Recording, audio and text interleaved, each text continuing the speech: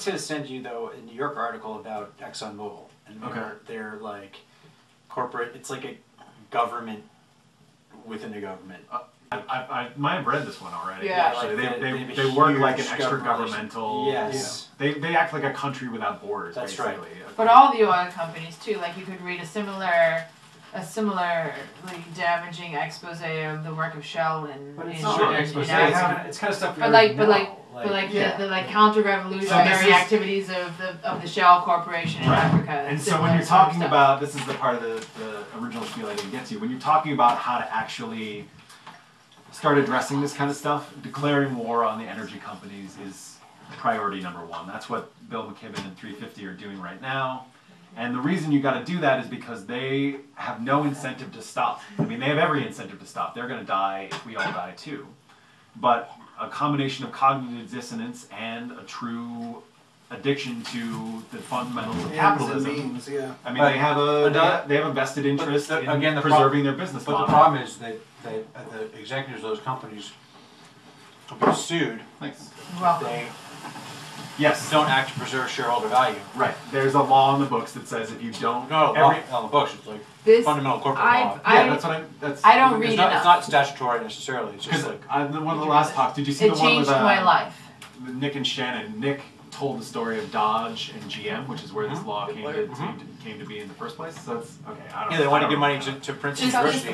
Yeah, he was saying they wanted to just sell the outlining cars the cheaper legal framework by which Mitt Romney makes the claim that corporations are people, dude. Like this idea of being legally beholden to like perpetual growth for shareholders and the effects of that system. But anyway, the gauntlet has been thrown down. I mean, they have a vested interest. The oil companies have a vested interest in keeping their business model alive. That's their golden goose, and they're going to fight tooth and nail. They have all the money and all the power. It's important to realize, though, it's beyond the corporation's interest. It's the executive's interest and the directors of the corporation. That's what we were just saying.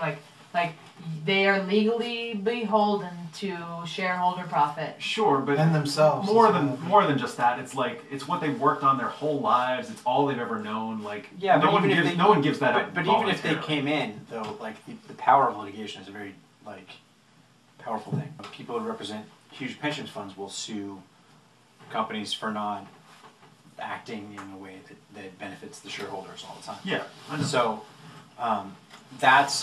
On top of their own personal greed, there's fear. Sure. They don't want to get sued. So anyway, that's the line in the sand that's been drawn right now. The attacks on the oil companies have a couple of different angles. And number one, the most obvious one, the one that's stupid that we still have it, is we give them billions of dollars in subsidies every year from the government.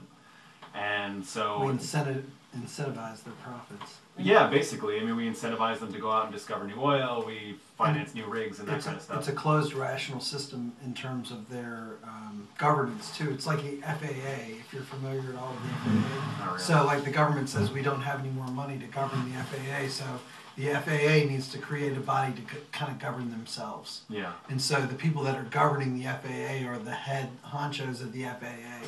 And so they create the laws, the regulations. That's part of the reason why when you look at the number of refineries and you look at the last name of the deed holder for the number of refineries in this country, is directly linked to politics. I mean, there's only 11 in the United States, and George Bush owns 3, or his family owns 3.